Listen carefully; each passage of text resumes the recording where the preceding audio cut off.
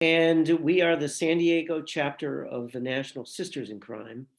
For those of you who have not been on an event with us before, Sisters in Crime is a national organization that was originally founded to promote female writers. And since that time, we've obviously broadened to all types of writers and fans of crime writing in general. So we are the San Diego chapter. We hold monthly events with experts on crime topics and as well as other writers. If you are not a member of our organization, please consider doing that. Go to sistersincrimesd.org and you will be able to sign up for the membership of $25 per year. You'll also need to join the national organization for another $25. And you'll have access to all these events, national as well as our events. You'll have access to our newsletter as well as a national newsletter. We are now putting on tri-chapter events with Orange County and LA as well.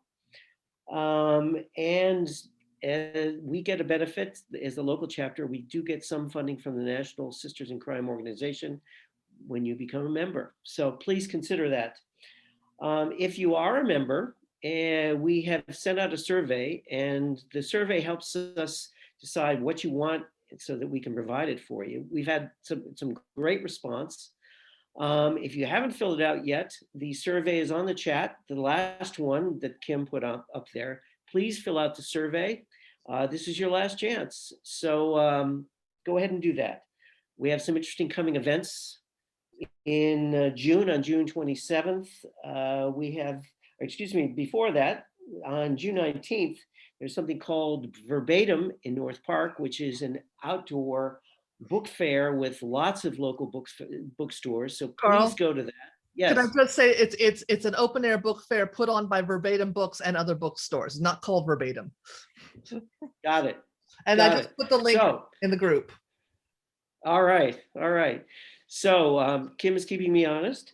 And so please go there and buy some books. On June 27th, we have an event with LA as well as Orange County. It's going to be called Mystery Across the Pond. And Matt Coyle, who is a San Diego author and is doing quite well, he's won all kinds of awards.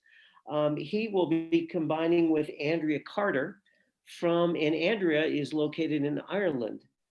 She publishes, it's going to be a real international event. Andrea has published the Infinite Mysteries, and her three books take place in the cloistered and gossipy confines of a small Irish village. So we got Matt with his PI and her which has kind of a cozy feel to it, and they'll be discussing their books and the differences in how they write.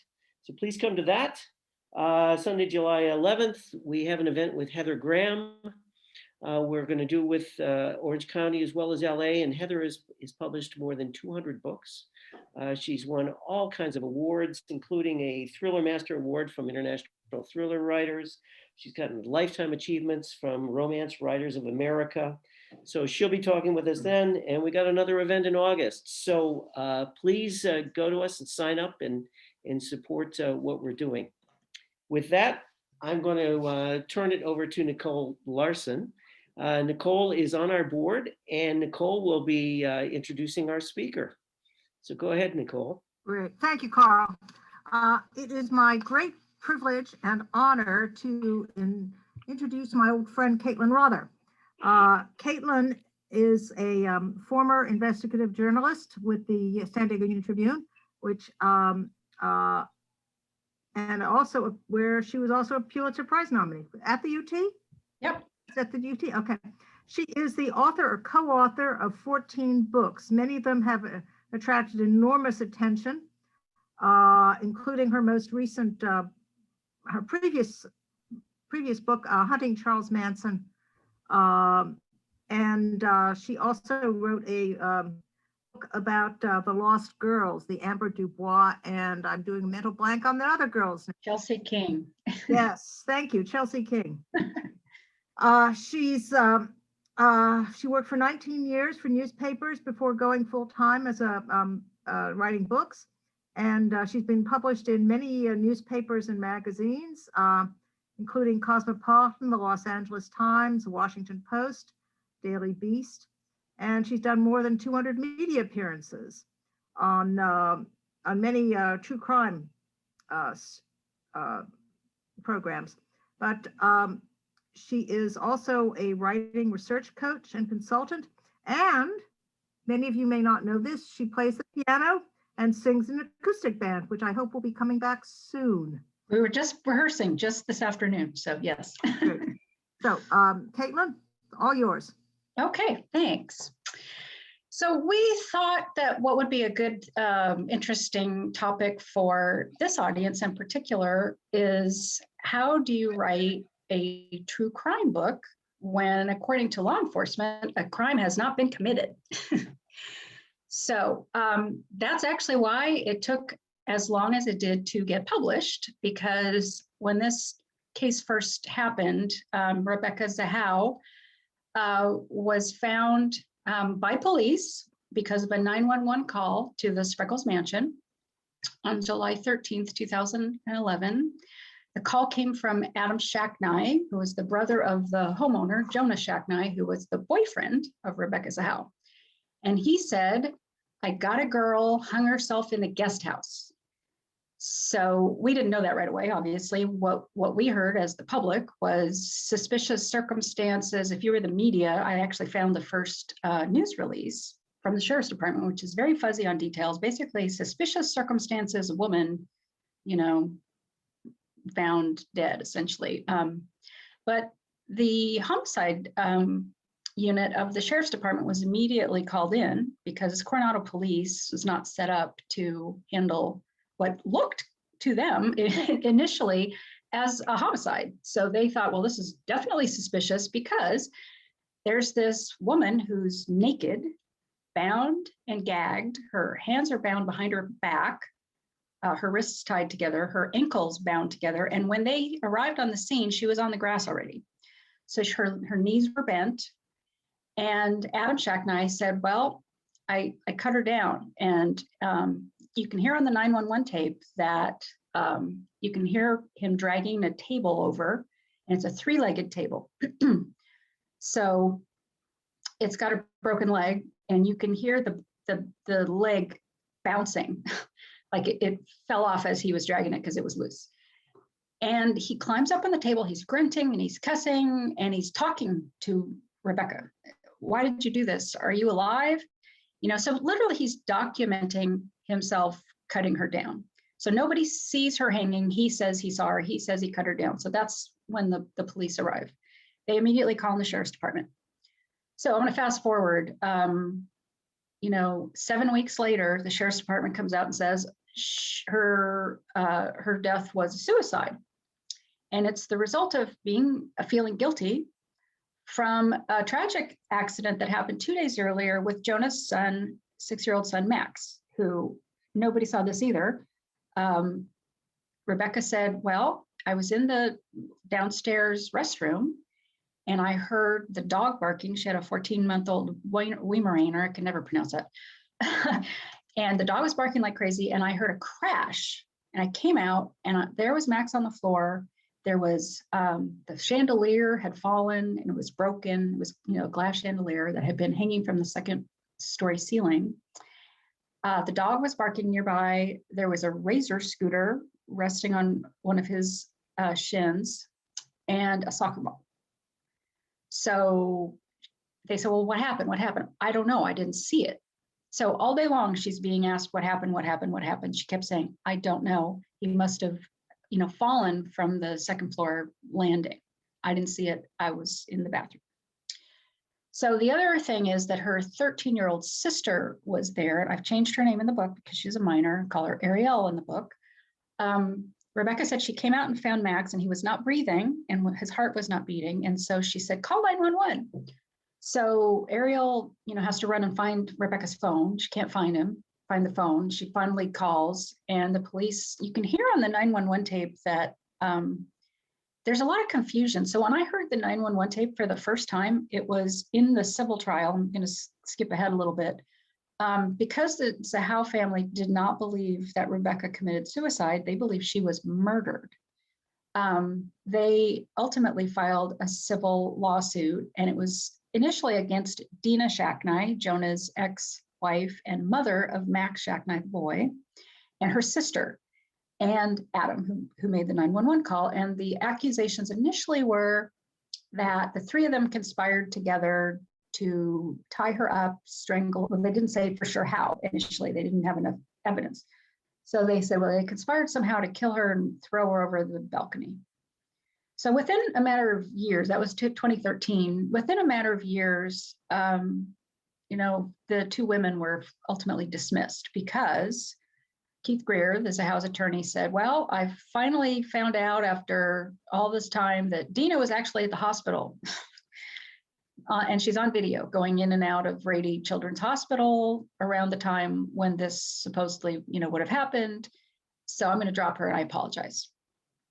So she and her sister actually admitted to being at the mansion around 10:30, and her cell phone records show that. Although there's an hour discrepancy, it's kind of unclear. Is it one of those time difference things? Because, we changed the time by an hour depending on what time of year it is. So anyway, she was there. There was a witness who saw a woman at the door right around 10-ish, 10:15, 10:30, somewhere in there. And so that matches her phone records. And so ultimately, she was cleared. The sheriff's department decided that Dina was at the hospital, Jonah was at the hospital, and they cleared Adam. I've listened to detective interviews. I have the entire sheriff's investigative file, and they pretty much cleared him, even though, he took a polygraph examination, which was inconclusive, but according to the sheriff's examiner, he thought he was telling the truth. So meanwhile, the sheriff's department is continuing to say it's a suicide. The first time I'm even hearing most of this, along with the rest of the public, is only because I'm sitting in the courtroom during the civil trial in 2018. So all this time, there's all the speculation. There's all of these armchair detectives on web sleuths who, made all kinds of allegations and accusations. There are also people, according to the web sleuth's owner, I'm going to do a podcast with her later in the month. And I actually was doing podcasts with her during the trial, just like I was giving commentary on KUSI. I was also talking to the web sleuth's audience. It's a huge audience, though, of people. And there were some people apparently on there who were posing anonymously or whatever. And the web sleuth's owner, Tricia, thinks that they were probably parties, of the Shacknai family somehow were interested in trying to sway public opinion one way or the other. Anyway, so it was very difficult for me to do anything until that lawsuit went into the courtroom. So legally, I can't even get a book deal unless there's usually a criminal conviction. So in this case, it was very challenging. I mean, I wanted to do a book on this from the beginning, but, I had people asking me, I'd go speak to groups and they'd say, are you going to cover the Coronado Mansion murder? And I'd say, well, according to the sheriff's department, it's not a murder, so I can't really do that. So, but when there ultimately was a jury finding that Adam Shacknai was responsible for Rebecca's death, that made it legally safe for me then to proceed. So then I started digging in much deeper into my research. Now, this whole time I had the sheriff's investigative file, a source that I'm not going to talk about who that person is, obviously, because I do have my sources. I've been working in this town as an investigative journalist since 1993. I went to high school here. I went to elementary school here. My parents worked at San Diego State. My mom was the undergraduate dean there. I have I know a lot of people, even though I may not be seeing them all the time. I know a lot of people and they know me from the newspaper, when I worked there. So I have sources, and I did get the investigative file from more than one source. So I honestly don't know that I would have written a book without that, because as this proceeded, there were the major parties in this case have an agenda. They have a narrative they want to control. There's a lot of allegations going back and forth about, Jonah Shacknai has had undue influence because of his wealth, over the investigation. Why wasn't he looked at more closely? Why wasn't his brother looked at more closely? So once the jury verdict came down, it was very curious that the sheriff immediately issued a statement saying that he stood by the department's findings that it was a suicide. So here is a law enforcement agency who is literally, setting aside a jury verdict. I don't think that played very well, because his opponent he was running against, Dave Myers, who was actually still a lieutenant with the sheriff's department during this race. He was not allowed to come to departmental meetings anymore. They took his office away and put him someplace. He said, they put me in a broom closet. So basically he said, well, if I win the election, I'm going to reopen the criminal case, because, this clearly needs to be looked at further and look at the jury verdict, and, we should respect that, et cetera. So the sheriff backpedaled and said, okay, well, we'll do a review, but we're not reopening the investigation. And so what that basically ended up being 9 months later, after he won the election, was very little. They didn't re-interview anybody, specifically Adam. They didn't interview anyone new. They didn't test the items that had been brought out in trial by the plaintiffs, that they had an expert, a DNA expert who tested for the house, that said there are at least 12 places that there should have been DNA and there wasn't any. Also, the defense kept saying, well, Adam Shacknai is not tied to this scene, which is also what made it difficult to write this book about. There's no DNA or fingerprints tying him to the bedroom where her hanging rope was anchored to the leg of the bed. There's a door where there's a message painted on the door. She saved him. Can you save her? His DNA or fingerprints are not on the brush used, not on the tube of paint, only her finger on the cap. And that's something that the plaintiffs brought out. They actually said that erroneously. There were other fingerprints on the tube itself. They just weren't complete fingerprints. So, but they weren't Adam's that they could tell. But they, so there's some, missing DNA, there's partial prints, and then there's DNA that's in insufficient levels to test conclusively. So I thought, as part of the review, why not? Maybe the sheriff will test some of those items, but they decided not to do that. And I asked them later, why didn't you? Because they wouldn't let me come to the press conference. They wouldn't let me come to either press conference at the beginning or after the review, because I don't have a press pass, even though they know exactly who I am. They know that I'm former media. They know I used to have a press pass. Anyway, it's pretty silly. But basically, so I was, I did finally sit down with the sheriff. He initially declined, but I think once he realized that I was going to write the book anyway, Keith Greer wanted to, is writing his own book, and Mary Zahau Loner, who may or may not work with Keith on his book, said she was thinking about writing a book. So they didn't want to cooperate either. So basically what I had was an investigative file, which thankfully I'd had this whole time. And when I went back to look at it, there was so much in there that had never been released that I was able to use that as a really great resource. I was also able to listen to interviews with Jonah Shacknai, with the detectives early on. Those were in there. There was an interviews with Rebecca's sisters, Snowham, who lives in Germany, where they were brought up, and also her sister Mary, who complained this whole time that the sheriff's department never talked to them really more than that one time, and didn't really know Rebecca, didn't ask them enough questions about Rebecca, treated the family with disrespect.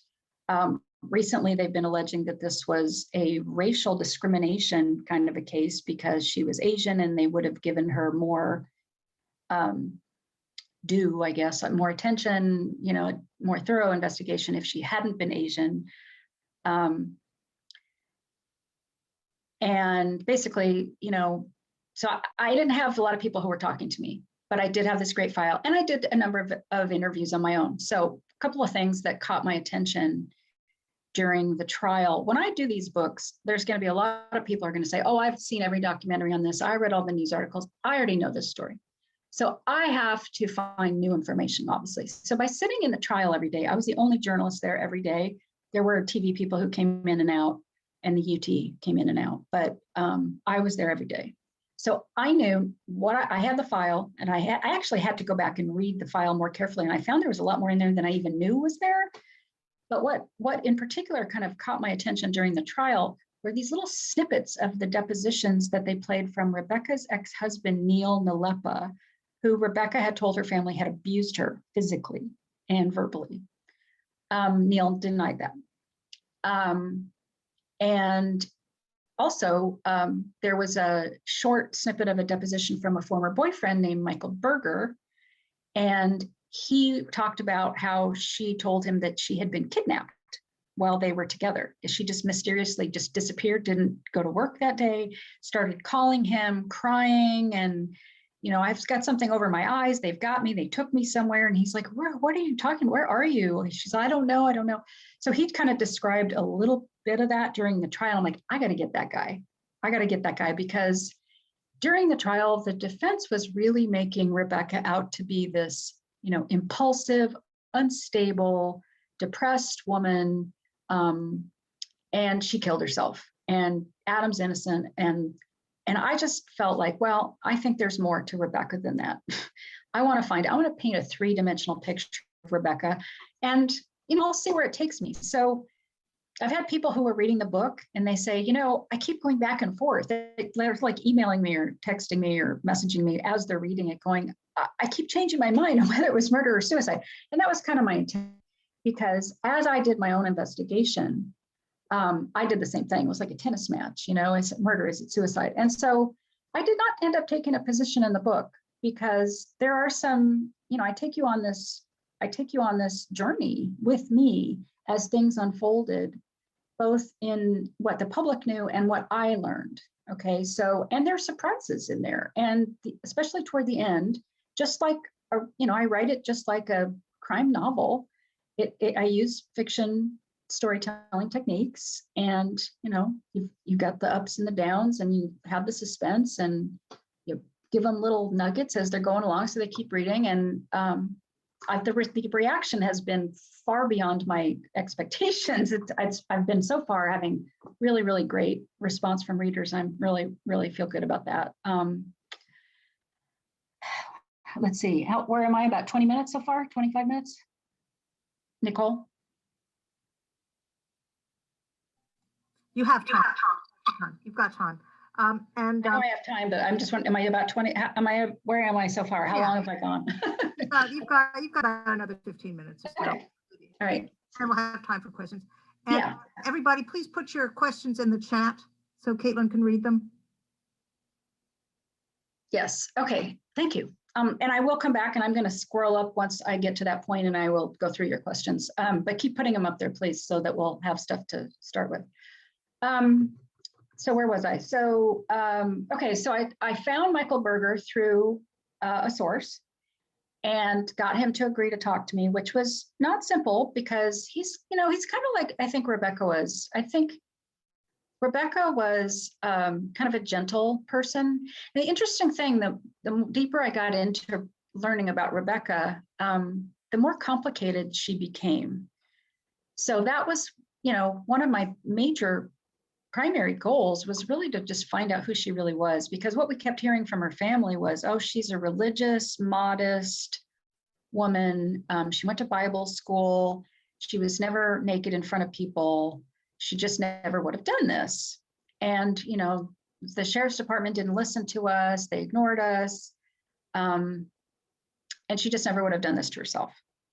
And so, okay, so I'm going through the investigative file, and I'm listening to these tapes. There are people who call in, they're friends of Rebecca's who knew her from college or knew her from work. She was an ophthalmic technician. And they all said the same thing. And even Jonah, at the very beginning, he did 2 interviews with the detectives, and he even said, she didn't commit suicide. She was a really considerate person. And this was just such a bizarre thing. She would not have done that to me because it would have called such attention to me and to my business. And his business at the time, he was the founder and CEO of Medicis Pharmaceutical Corporation, which is a pretty big international corporation.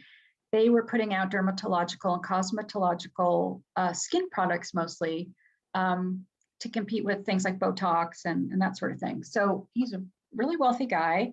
He bought the Spreckles mansion for, I think it was like $9-something million.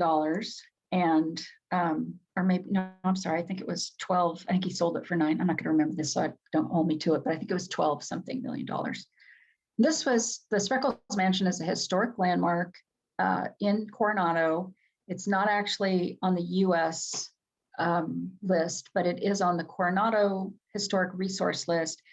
And for that, you get tax breaks. So the previous owner is the one who did that. Jonah wanted to renovate the house and was going before the boards, the local historic commission, trying to get permission to, redo the windows, add some different features, et cetera. And they didn't like his attitude. They thought he was this rich guy coming in trying to change their, historic mansion. So anyway, I had kind of an interesting picture of Jonah too. I didn't, he was this mogul. He was a super rich guy. I had heard from some people in Coronado, that he was not well liked because of the whole thing with the historic commission. And, as I started looking into court records, I saw there were quite a few civil lawsuits against his company. So, there's this whole, was there a hitman who murdered Max and who murdered Rebecca? Were there 2 different hitmen? Was this an enemy of Jonah's who didn't like the way he did business, or somebody who's jealous? Was this someone who didn't like Rebecca? Because there was quite a lot of people out there who thought that she was murdered, in addition to her family. So I'm looking into all this, and initially, I don't know which one it was, but I was talking to people early on who also believed she was murdered. And so I thought to myself, okay, Jonah Schachner is a really wealthy guy. I'm either going to get sued or I'm going to get killed. So I don't know if I really want to write this book. So I really tried not to. Honestly, I had the stuff. I didn't know what was going to happen with the civil trial because it took 5 years to get to the trial.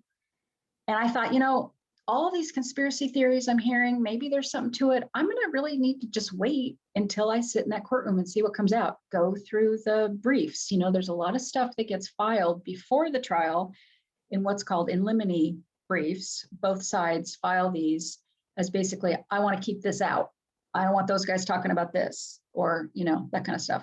And I found a lot of really interesting stuff in those things. And I don't look at those until much later. So I kind of have a process. Oops, I'm losing my earring here. I kind of have a process where I, do things in a certain order. And in this case, I basically was just collecting. So I didn't really start doing interviews on my own until the verdict came in. And by this point, none of this murder stuff came out in the trial. So I'm like, well, okay. And a lot of the sheriff's investigative files still didn't come out in the trial. So I thought, well, great. That means I have material that people don't know. So I became legally able to write about it. And I could see that there was still a lot of new material. So then I start doing these interviews. Like I said, I found Michael Berger. Adam Schachner calls me out of the blue after the case was settled against his wishes by his insurance company with his house. The amount was initially secret, but it was $600,000. And he was furious because he kept saying, I'm innocent, I'm going to appeal this. This is just, these people are grifters. And he would say the most defamatory things about the Zahaus, about Rebecca, about Keith Greer, the Zahaus attorney, and even about his own legal team, honestly. So the guy was a little bit of a loose cannon, really, I don't think helped himself. His lawyers told him not to talk during the trial. So he was angry about that too. And he really wished that he had said more. So he went on the radio and he talked to the newspaper and he said all kinds of stuff. So I had that as well, but I did want to sit down with him and hear his side of it. I had read his polygraph exam interview. I had read his interviews with the detectives, and I listened to his testimony and I watched him, and I met his girlfriend. He has a girlfriend who's 17 years older than him. I met her in the bathroom and I gave her my card. So that's how Adam got my number. It was a Friday afternoon, and I don't recognize the number, and it says Tennessee, and I'm thinking, well, I usually don't answer calls if I don't know who's calling. Because this is Adam Shacknight. I'm like, okay, this is a guy who's been found responsible for Rebecca's murder, and he's calling me, and he, starts talking to me, and he wants information. He's kind of going fishing, and I'm like, okay, this is tricky because I wasn't ready to talk to him yet. Like I said, I have a process. I do all my research as much as I can, and I want to know what I'm going to ask these people. What do I need? What do I need them to tell me? I want to, I don't confront people. I don't confront people who are accused of murder because I don't think that's smart. And it can be dangerous. And I really try to really come at this with an objective standpoint, and they always think that I'm going to be biased. So he saw me talking to Keith Greer, that's a house at the courthouse. He already thought I was biased. No, I told him I'm not taking a position. I had made up my mind by that point. I'm going to be objective. I'm a journalist. I'm not taking sides. So I started asking him, we did ultimately get together. We picked a time, he wanted to change the time. And then I said something which I shouldn't have said, but I mentioned something about the Ambien that he had taken the night before, because as you may know, there's a lot of information that's come out about Ambien that people do things in the middle of the night that they don't remember doing, such as, Tiger Woods crashed a car after taking Ambien. Charlie Sheen, ransacked and vandalized an entire hotel room. Roseanne Barr said a bunch of things on Twitter, I think it was, and lost her show. There's also the Ambien defense that I've heard also in murder trials. So I kind of just brought that up, and I sort of said it, tongue in cheek. Anyway, he got mad and canceled the interview. Well, if that's going to be a harbinger of what's going to come, then I don't think we should. But anyway, he got back to me. He agreed to talk to me. So we did get together in a public place. My agent was concerned. Another friend of mine was concerned. My partner was concerned. But I said, well, he's not going to do anything to me in, a coffee shop. So I met him. We talked for 3.5 hours, and he was actually, kind of funny and had the capacity at least to be charming. And I thought, well, I'm going to give him his due. And I said, I'd like to talk to Jonah. I'd like to talk to your brother. Well, I don't think he'll talk to you. And I said, well, okay, I've been hearing that a lot, but I'd like to talk to him. Will you pass that on? And I'd like to talk to Mary, your girlfriend, as well. So nothing came of that, but I had it in my notebook. And then I went on and kept gathering information, kept doing, interviews, and I, got my book deal. Took a while to get a book deal because not only did I not have a criminal conviction, some publishers, some of the bigger publishers thought, well, there's not even a resolution really to this case. I'm like, well, there is, because there was a civil verdict. That's a resolution in court, but they still believed it was still an open question. So, but it is and it isn't. So anyway, but the way that I sold the book was because I have a special and unique, not only this is my 14th book, my 11th true crime book, but I have a unique perspective on this. My late husband, Rich, hung himself in a motel room in Mexico. Now, for many years, I was not even able to say that sentence out loud. I couldn't even talk about it. It was very painful and difficult for me to talk about. But I had been working on an essay for some years. I had rewritten it, I can't tell you how many times, because I initially was pretty angry at him. I had to get that processed. And I didn't really know, what do I really want to tell people? I need to figure out what the message I want to leave the reader with. So I don't know how many times I rewrote it, but I was finally able to finish it. Number one, I spoke to I think it's the Seroptimists. It's a domestic violence. They have a fundraiser every year where they're raising money for shelters that they have, help fund for domestic violence victims. And I was a domestic violence survivor in this case because my husband, I tried to get him to go back to treatment when I saw him hanging out of the closet drinking a bottle of vodka. He picked up a bat that he had underneath the bed and he stood like this. And I thought he was going to try to knock my head off. And I ran out of the room. I grabbed the phone and we went around the couch like this. He was trying to get the phone away from me and I called 911. It was really scary. And so anyway, I gave a speech about that. And for the first time I was able to say, that I was a domestic violence survivor too. And I practice the speech at home, and I couldn't even get those words out. I started choking and crying at home. So it took me a while to process all of that. But what I did finally write this. It's a short memoir. You see it's thin, but it's about 58 pages. This is my story. So I decided to say, well, I have this unique insight to write this book. And here's the one that just came out. And it basically is partially, I have my story in there. So I'm looking at this case of this woman who was found hanging, allegedly, found hanging and died. And I'm using that, my own experience, professionally and personally, because I did write about suicide for the UT. And in fact, that story that I was nominated for the Pulitzer for is actually about a teenage suicide out in Santee. 19-year-old had just graduated high school, and he was very depressed, and he poured lighter fluid on himself and lit himself on fire, and he died of his injuries 12 hours later.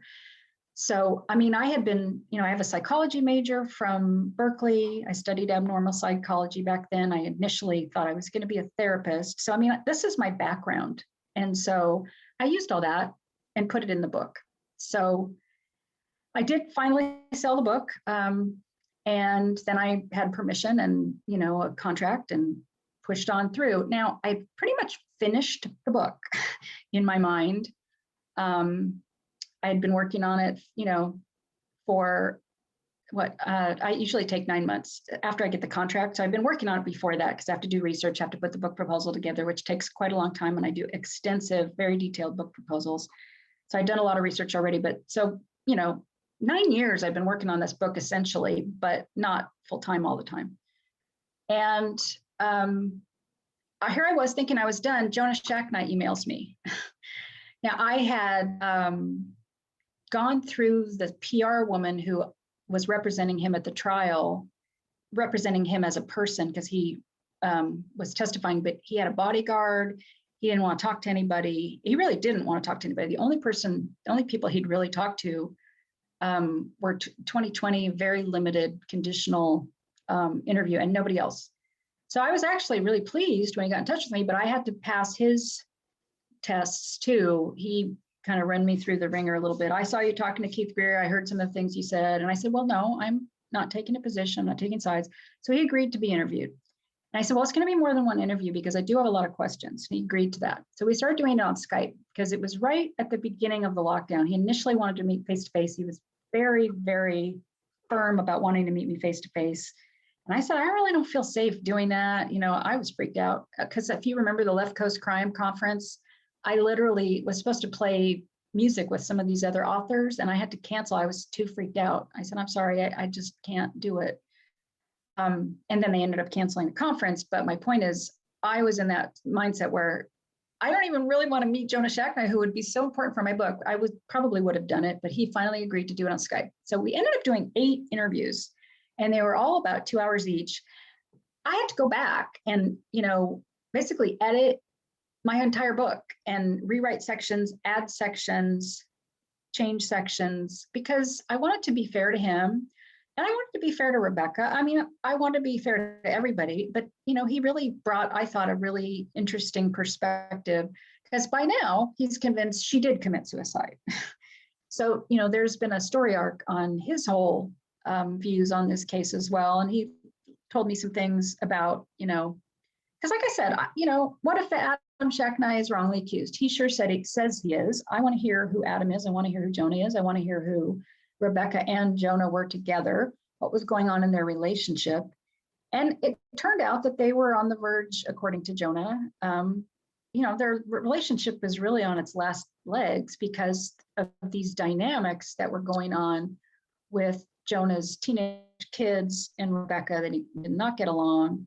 Jonah's ex-wives were, mean to Rebecca, talked about her behind her back. And it was a lot of conflict. And Jonah told me, if we continue to have that same level of conflict by the end of the summer, we would have been broken up. And this is July. So things were not good. And I wanted to hear what he had to say because according to the sheriff's department, they based a lot of their suicide ruling on this voicemail that no one's ever heard. Jonah Shacknai said that he called Rebecca at 12:50 a.m. on the morning that she was ultimately found by his brother, and told her that according to the doctors, Max, the best scenario for Max was that he would never walk or talk again. And what he told me was that, he was crying on the phone and he asked her to call him back and she didn't. And he told me, he said, I really wish that I hadn't left her that message. I really just wish I asked her to call me back because she always called me right back. So when I didn't hear from her, I was worried. So anyway, that's pretty much how I put the book together. And then at the end, had to completely rewrite portions of it, add portions of it, and then still probably cut 25,000 words because it was too long before I talked to him. That's my normal process. I'm a taker-outer, not a putter-inner. And it was so long, I had to cut a lot out. So I didn't lose scenes or anything. I just squish and, pull words and stuff. So anyway, that's my spiel. I'm ready to start with the questions if you guys are ready. Let's see. Let me get some water though.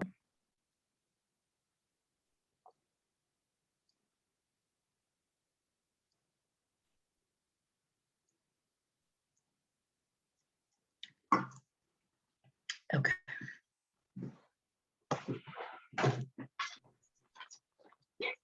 This is for my throat.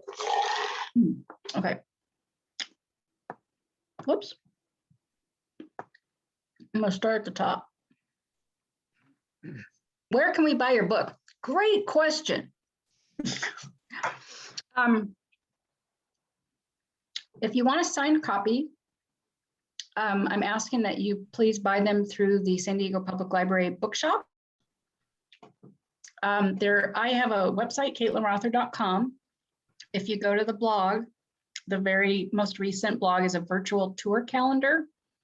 And if you look on that, you'll find a link where it says, please order the book here from the bookshop. And you can go and do it online. If you'd like to support another independent bookstore, Bay Books has signed copies also in Coronado. I will be doing an in-person signing there on May 16th. So they're actually ordering more for that. So there should be plenty of books, I hope. They were selling out though. In between the night and the next morning, there were like a third gone already. And by the time I got there, so they're selling, which is great. You can also, it's also available on Audible. It's also on audio. It's also available by ebook, obviously online. If you want any of my back titles, or if you're interested in learning more about my backstory, I have copies of these at my house. If you want to contact me, you can also buy them from Amazon. And I know they're also in bookstores. They have Warwick's, Barnes & Noble, Diesel and Dilmar, other places. Okay. You're a journalist, you shouldn't have to be affiliated with a newspaper or TV station. I completely agree. Because if I'm sitting in the courthouse, I literally cannot get a seat in the courtroom without a press pass. If it comes to push or shove, I don't get to be in there because I'm not working media, which is ridiculous because I cover these cases in so much more detail than anybody else that I need to be in there. But they say, well, you're a business. Well, I'm not really a business. You should look at my bank account. I am a business, but I'm kidding, but still. Where was the district attorney during all this BS from the sheriff? I guess I probably need a little more clarification on the BS. If you can please type something in, I can get back to that because I'm not sure exactly. I don't want to answer a different question than you're asking. How did the investigators explain Rebecca tying herself up? All right, so this was a huge debate. The sheriff's department, when they said this was a suicide, also released a video. This is the press conference I couldn't go to, by the way. And when I was directed to watch it online, the Q&A with media was not part of what they put online. So I didn't get to hear any of the media's questions or the answers, so which was annoying. And they also didn't release the autopsy at the time. So even the reporters didn't get a chance to ask about the discrepancies between what's in the autopsy report and versus what they're saying at their, this is a suicide announcement. They also announced, by the way, that Max died of a tragic accident. So that was the first one. At that news conference, they released a video showing a female deputy who basically took this rope, similar rope, tied it around her wrists, and then slipped her one wrist out, put it behind her back, slipped that wrist back in, tightened, pulled, and that's it. And they showed. So it's easy peasy. Well, when you get to the trial, the House had a knot tying expert who did this elaborate demonstration on a mannequin, which was actually a sex doll that Keith Greer had made to look just like Rebecca. It literally had the same color fingernails and toenails that were cited in the autopsy report, orange and red or whatever. It was uncanny, but there was a whole fight from even before the trial, every stage they possibly could. Adam's defense team was like, we do not want that mannequin shown. Please do not use that mannequin. Do not let him use that mannequin. Well, how about if I just cover it with a sheet? Please don't let him use that mannequin. How about if I only expose the arms when he's doing the demonstration and we'll keep the rest of it closed with this white sheet? And so that's eventually what he was allowed to do. So this knot tying expert put the thing was that when you lift up this thing and you carry it in the courtroom, it looks just like a body. So everybody's thinking that's a dead body. There's no way that you can't get that out of your imagination. So she puts it on the table, does this elaborate knot tying thing, and basically testified that whatever was in the sheriff's video are not the same knots that he says were on the body, because they were actually preserved like a paper towel roll, like those cardboard tubes. They literally took them off her body during the autopsy and put them on these cardboard rolls so that people could see how they were tied. Because as the plaintiff's expert was describing, these are slip knots, and they have to be tied a certain way that you can pull on the end to tighten it. So the one in her neck, the one in her hands, the one in her feet, these were slip knots that if you didn't do it right, they wouldn't tighten properly. And you had to know how to do that. And he said, well, these are nautical knots. And he was, had mariner's experience. And he said, Adam Shacknai is a tugboat captain, and he has to pass these tests where he has to tie these kind of knots. But the defense said, oh, no, these are not nautical knots. These are such simple knots that even a gorilla or a bird can tie them. They're found, in nature, et cetera. So the thing was, that was one of the things Adam was upset about. He told me, he said, I don't know how to tie those knots. Those were not simple knots, and they kind of left me out to dry on that one. So that's a long answer to your question. Okay, I've learned from watching a lot of HGTV that railings and banisters in older homes are frequently not up to modern day codes. Railings are often too low and spindles are too far apart. Did this play any part in Max's death? Okay, so here's another kind of discrepancy that I found. When I interviewed the sheriff, he said, if you look, everybody thinks we said that he went over the banister at the top. We didn't say that. We think he went over the descending banister going down the stairs, which was lower. And I looked at the pictures, and I don't think that's true. I think they're the same height. I mean, I'm not in the house to measure it, but when I eyeballed it, they looked to be the same. But what the Dina Shacknai hired her own experts who decided that it was not an accident, that he did not die by his own hand, and that it was a homicide. Not that she was, not that anybody specific was blamed for that, but that it was not something that he did to himself. Now, initially, Dina blamed Rebecca and thought that Rebecca had been negligent or had been playing with him or something had happened, or the sister, whatever. Dina blamed Rebecca. One of her experts said that there was a pattern of bruising on his back that looked as if he had been pushed back against one of those spindles. So, because they were intricately carved, and it was almost like a little bit like an S. So, which is, you could say that, you could look at it, but we don't know if that's true. But they also said was that the banner was too high for his center of gravity, even if he was standing on that razor scooter. Also, his own doctor said the story of how he got these injuries don't match his injuries. So there was suspicion initially, enough to even call CPS. The hospital even reported this to CPS. So the sheriff's department decided it was an accident. Jonah Shacknight also hired some experts. They said they supported the law enforcement's findings, but Dina is still convinced. She did not want to cooperate with the book, by the way. She didn't get back to me.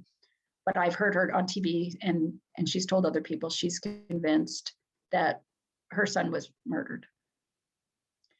Thank you for speaking to the hospital's security tapes being held not released for 4 years. Could you speak more to those security tapes and why you think that happened? I personally, okay, this is a little tricky for me because I've been told that Dina's on the security tapes. I couldn't find it. Someone I trusted told me that, so I felt okay about it. But I did hear also from other sources that those tapes had been tampered with. Potentially, I don't want to make allegations, but this is just something I heard. I'm not saying it's true. I'm just repeating what I had heard, that they'd been tampered with. I don't know by who. But in the nursing notes, it does say that Dina was at Max's bedside talking to the doctor at 10:38, which would mean that whoever that witness saw at the door of the mansion, which he was absolutely convinced was Dina, by the way, not Nina, because they have different color hair. It's impossible for her to have been there and talking to the doctor at the same time. So I have people who, including Keith Greer, who've said, Keith has cleared Dina and said that saw her on the tape. So I'm going to trust them that that's what they saw. But I personally felt a little uncomfortable because I couldn't find that on the tape. I saw Jonah on still photos that were time-stamped, and he was there. But there was also some question because there's a time where there's a phone record, there's him on the camera, and then there's a time in between where he's not. We don't know where he says he was asleep, obviously, in his room at the Ronald McDonald House, which is next door to the hospital. But the key cards in the hallway were not working. So that's still a little bit of some people have said that that's still not quite entirely established. So Keith Greer said he, found her on these tapes, but I guess he had possession of those tapes for quite some time, but didn't look at them. And like I said, I didn't get a chance to ask him about that because he didn't want to cooperate with the book because he's working on his own book. But that's why Dina was accused for as long as she was, because the sheriffs cleared her. But those security tapes apparently were what Keith Greer needed to dismiss her. I hope that answers your question, Tara. How did Rebecca meet Jonah? And how long were they together before this? Okay, so they were together for 2 years. Rebecca was working at an eye clinic and Jonah came in for a checkup. And he basically said that he did a little parlor game with her where he was, impressed her by kind of recognizing where her accent was from or something. Anyway, so they were flirting with each other while the doctor was out of the room and he asked her out. Excuse me. In general, are people pretty open to talking to you? Like I said, with this book, I had a lot of people who didn't want to talk to me. So I have to really work at it. But, I didn't get this far without having a good reputation, and because I have a good reputation, because I have people always say to me, even if they're not comfortable talking to me, you're the real deal. I can see, I Googled you.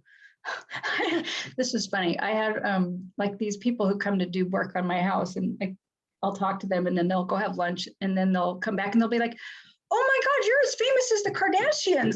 You didn't tell us you were famous. And I'm just like laughing because all they have to do is Google me. So that's why people, I think, generally are more open to talking to me because I've been on TV, I have books, I've been in the business long enough that they know that I can be trusted. But I also, try to cultivate a trusting, open and non-judgmental interviewing style.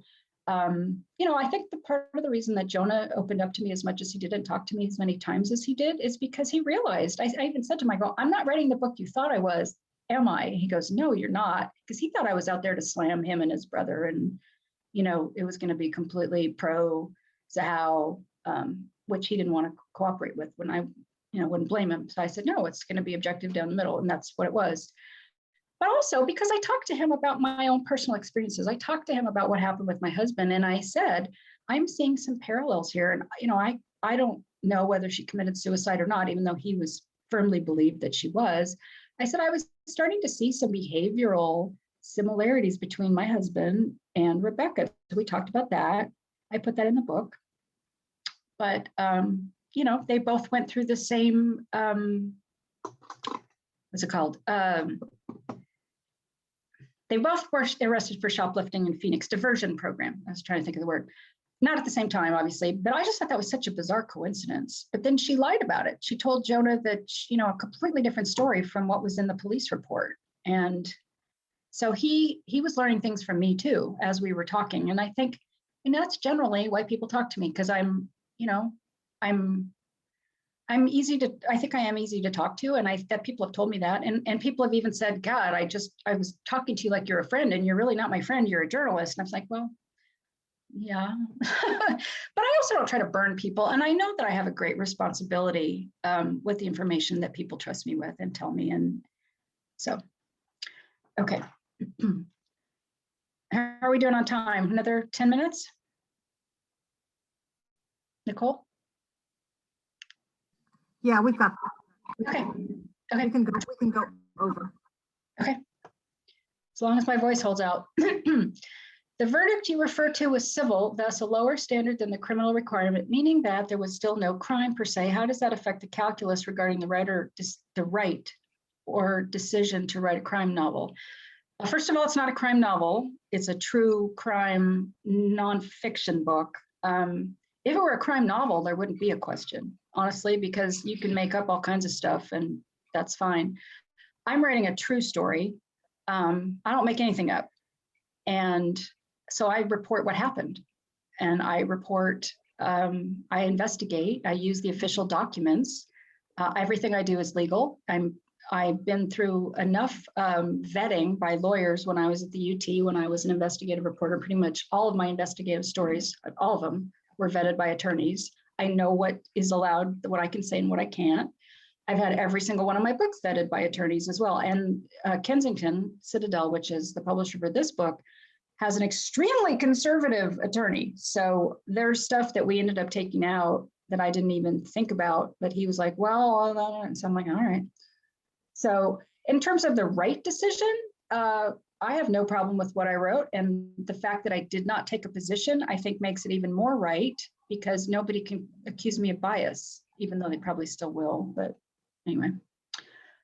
Okay, with regard to the timeline on the morning of the 13th of July, Jonah told Rebecca about Dina. Could you speak more to that being before he left the hospital and that occurred before 7 a.m.? I don't have any information that occurred before 7 a.m., Tara. My understanding was that it was after 7 a.m. So I'm not sure where that came from. And since Dina didn't want to talk to me, and that's not what she testified to, I had her testimony on her deposition, which they played at the trial. I used what information I had, and if things did not check out, I double check everything. And if just because someone tells me something doesn't mean I put it in the book. And all I have is, the information I was told about that. I was not told. If I heard that, I didn't have anything to back that up. And I had Jonah's phone records were actually part of here's a good response for you here. I'll tell you this. I actually had his phone records in the Times. And I walked, when we did the interview, I know when Adam called him, I know when Adam texted him, I know when Adam called him, he said, he actually hung up because he was so shocked when Adam said that she had killed herself that he had to hang up and call Adam back. And so he left the room where he had been with Dina to go to another place because he wanted to be in a private area. So I don't know anything about that, being that occurred before 7 a.m. If that's what she claims, she didn't tell me, obviously. Do you use Scrivener or any writing software to help with all this revision? No, actually I don't. I just use Word in my little brain, which is like a computer, but and I print stuff out. So I make notes, and it was hard. I got to tell you, but it was lockdown. I was happy to have something to do, honestly. And I had another book contract that I had worked on already for about a year before I got this one. I took a break to write this book. And as soon as I finished it, I had to go right back to the other one. And then I worked on that. It was on the San Diego Frozen Zoo, which is fascinating. I hope to finish that book. But they had to cancel my contract because the zoo had a lot of budget problems because they had to close the zoo. Nobody could come in. They lost a lot of money. So I immediately started working on a crime novel because I did not want to be sitting around during lockdown, wondering if I was going to die if I went outside, which I did worry about anyway. But how did you settle for the name Ariel as the pseudonym for your juvenile character? That's the fictitious name for the rape victim in my book about the Atlanta courthouse massacre. Wow. Okay. Well, I'll tell you, her real name, which I'm not going to say, I looked it up and I looked at the origins of it, and I think it was Greek, like a Greek goddess or something. And I wanted to pick something similar. I wanted to pick some strong character name of the same type of origins to be true to the real person and to be true to the Zahau family. Because if I picked a name like Susie, that wouldn't be cool, I don't think, So I'm not going to use her name, so I'm not going to read it out loud. Why couldn't she use her name? Did I use, now she's naming Jonah's, somebody's really wanting to ask me a lot of questions here. This is the same person. I did not use their names, and I did not use her name for the same reason. They were all minors at the time, and I think what's fair is fair, and I didn't use any of them. So that's why all of their names have been changed.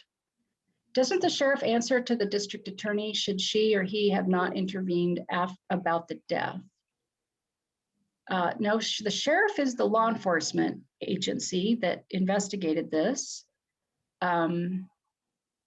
They make a determination in concert with the medical examiner's office about whether it's the manner of death and the cause of death.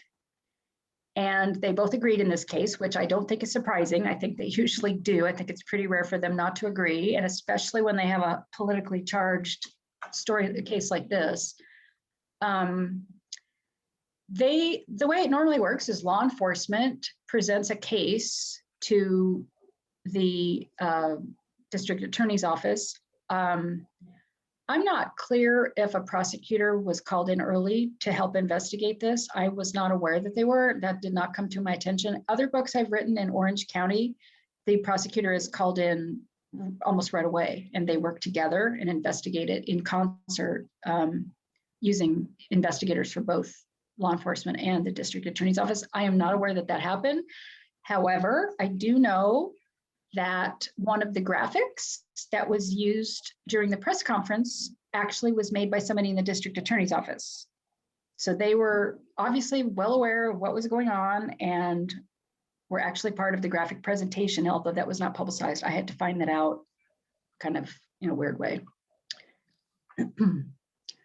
Why was the sheriff so adamant about declaring her death a suicide so quickly? Okay, so I asked the sheriff, why do you personally think that this was a suicide?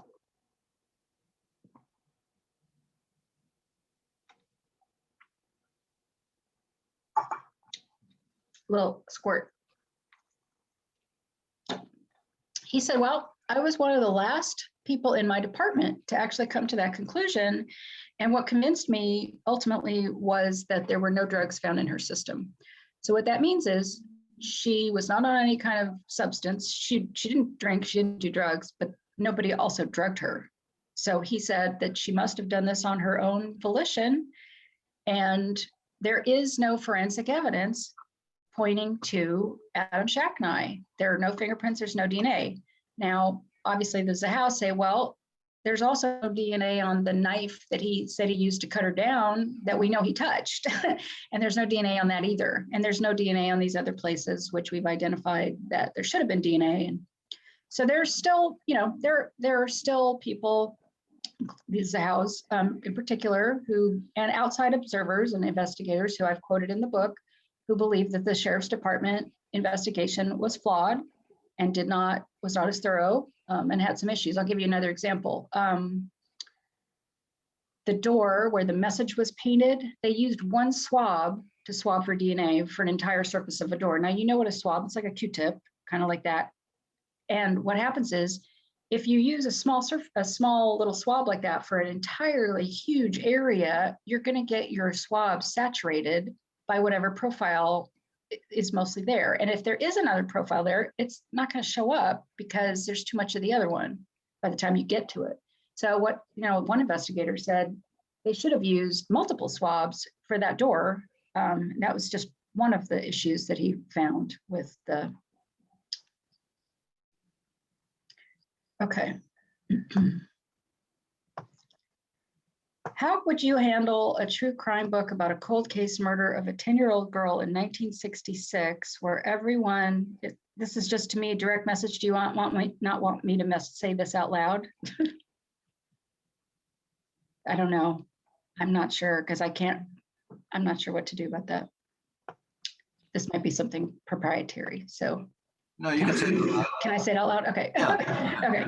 I'm sorry. Sure. How would you handle a true crime book about a cold case murder of a 10-year-old girl in 1966 where everyone, police, court, newspapers, other media, misidentified the victim? She was baptized Christina Marie, nicknamed Tina, yet during the 22-year history of the investigation, court records, trial transcripts, and media coverage identified her as Christine. Well, I would try to find family members and friends and see what she went by and call her that. Although, when I wrote about John Gardner, this really annoyed me. John Gardner always called himself John Gardner III with the 3 Roman numerals. He made that up. In order to be John the Third, you have to have the same middle name as your father and your grandfather, that you all use the exact same name. Now, my partner's name is Geza Keller. His father's name was Geza Keller, but they had different middle names. So he's not a junior. The only way that you're a junior and you're a third is if you have the exact same name. He was not. It drove me crazy. I put that in my book. He's a junior. If you want to call, because he and his father had the same name, and in order to differentiate them in my book, I had to say junior and senior. But technically, he wasn't even a junior because he and his dad didn't have the same name, or he and his dad and his grandfather didn't have the same middle name. I can't remember honestly, but I called him junior and senior. So it's really kind of, what do they go by? But if you can't talk to the family, if you can't talk to anyone who knew her and what she called herself, I would go what's in the baptismal records, because court records are often, it's what the court reporter hears wrong sometimes. Police reports they've always got mistakes in them. Sometimes, factual mistakes too.